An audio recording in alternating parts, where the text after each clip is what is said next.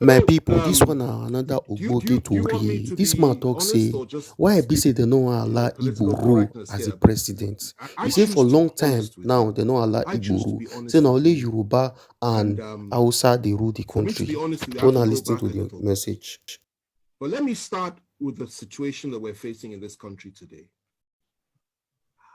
If you believe that those that are in power in Nigeria today would ever contemplate the possibility of giving power to an Igbo man in 2023 or thereafter, then you still haven't fully understood the challenge and the problem that we have in this country today.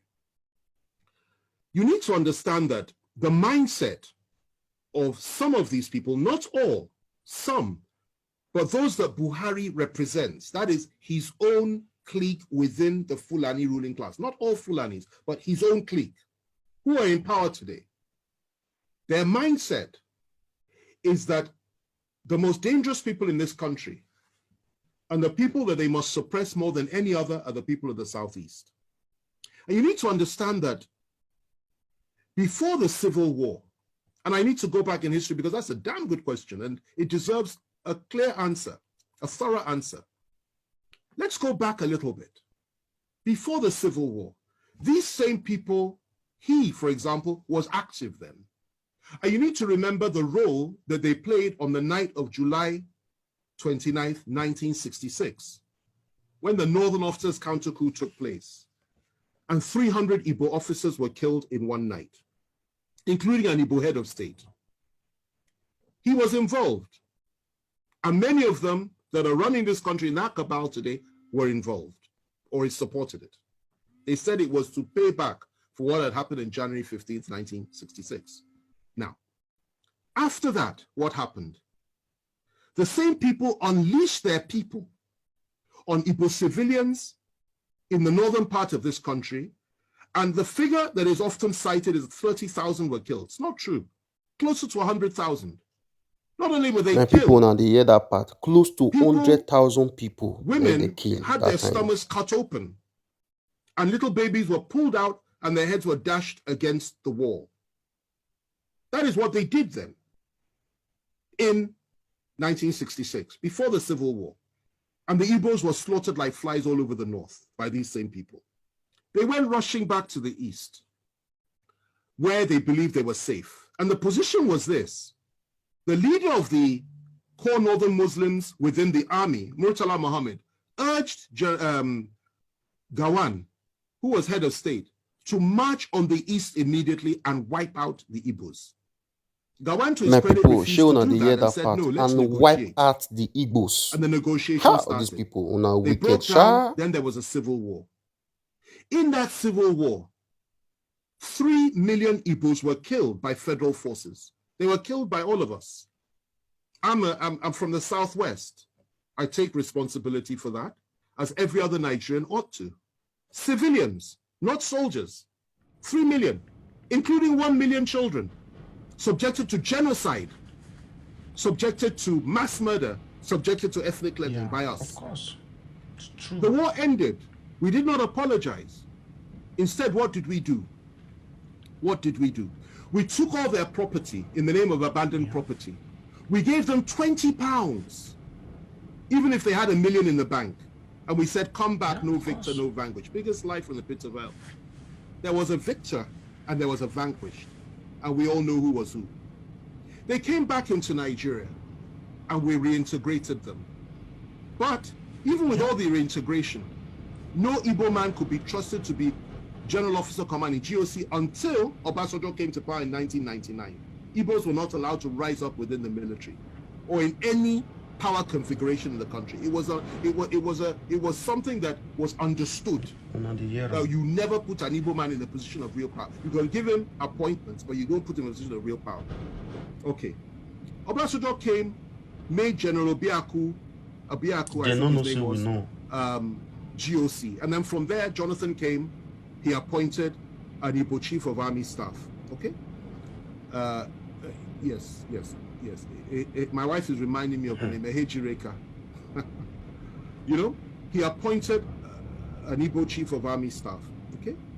And we thought course, things it's would true. go on that way. There would be Yes, a so- reintegration of the Igbos. And Obasanjo integrated many Igbos. People like Obi and Uba, so many came in and playing key roles, key positions.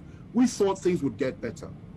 And unfortunately for us, though, in 2015, everything changed because Nigerians elected, in quotation marks, a man that had, again, I say it again, a different worldview and went back to the pre-1966 Yes, disposition and mentality of things.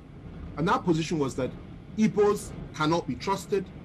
Igbos have no rights. Igbos are members of the, he called them 5%, I believe, that didn't vote for him. And his mindset was he will teach Igbos the lesson of their lives.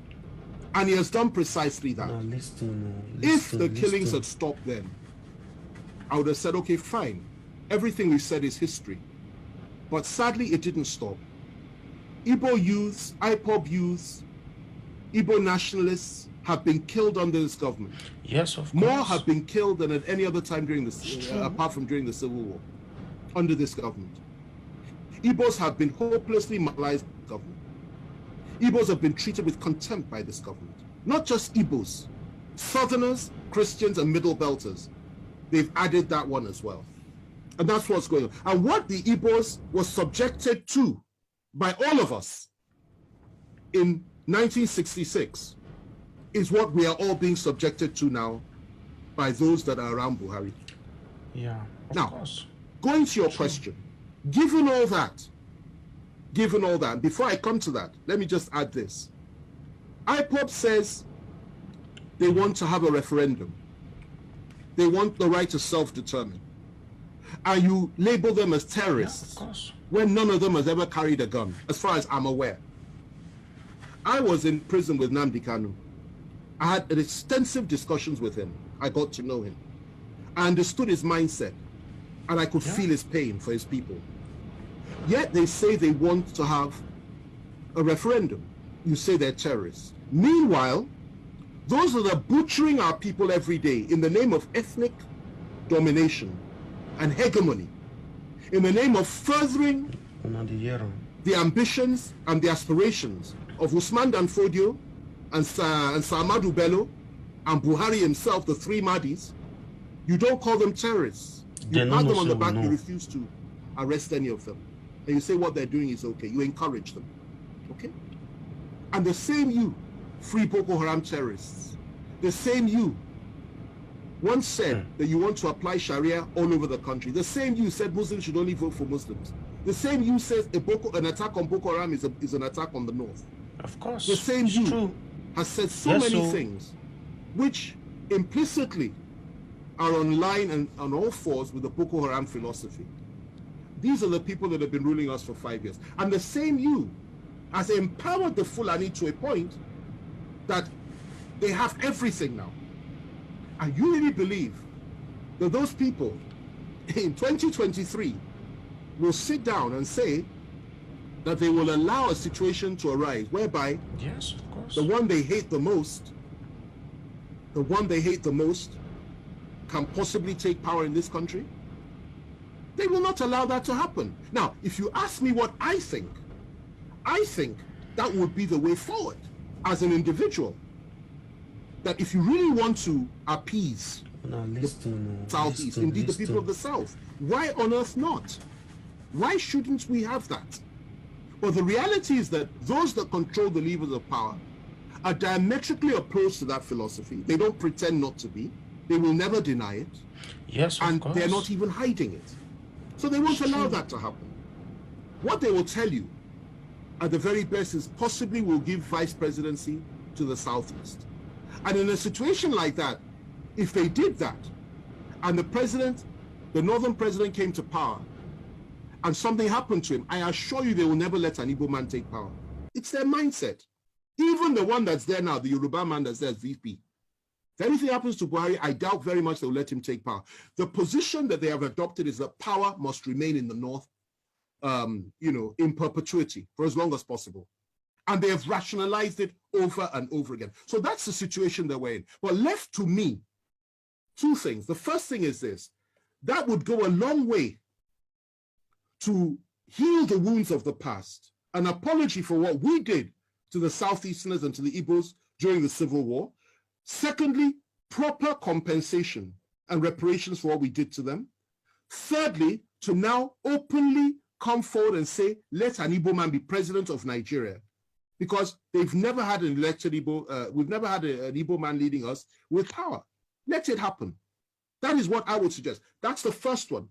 The other one is this. If it is, you know, you can't do that. And if it is that the time for that has passed, because many Igbos will tell you, particularly those that share the philosophy of people like Nnamdi Kanu and even Masop philosophy, they will tell you they're not interested in that anymore. Then the other thing you can do is say, allow them to determine their own future, just as the people of Scotland were allowed to determine theirs, just as Britain, the United Kingdom, was allowed to determine hers when it came to Brexit, just as so many other countries in the world, through a referendum and exercising the right of self-determination. And I think that would make far more sense than to say just give them an Igbo presidency, which you and I know is not likely to happen. Let me end with this, okay? We are approaching 2023. Some in the Southwest, specifically Bola Tinubu, believes that his party will field him. I will tell you this today. He has made the biggest mistake of his life. They will not support him. Their position is to keep the presidency in the North. And even if he manages to clinch the nomination for the APC, they will now shift their support to another party that will field a Northern candidate. Mark what I'm telling you today, because I've been right 9 times out of 10 when it comes to these predictions. I've been right. And I'm telling you, I'll be proved right again. That is the mess that we're in this country. So your aspirations are legitimate. You have every right to have an Igbo president. It will be a good thing for this country, for the people of the East, and indeed for the people of Africa. But those that believe they own Nigeria will not allow it, they will not accept it, and they will not create a level playing field for it. And that's the reality.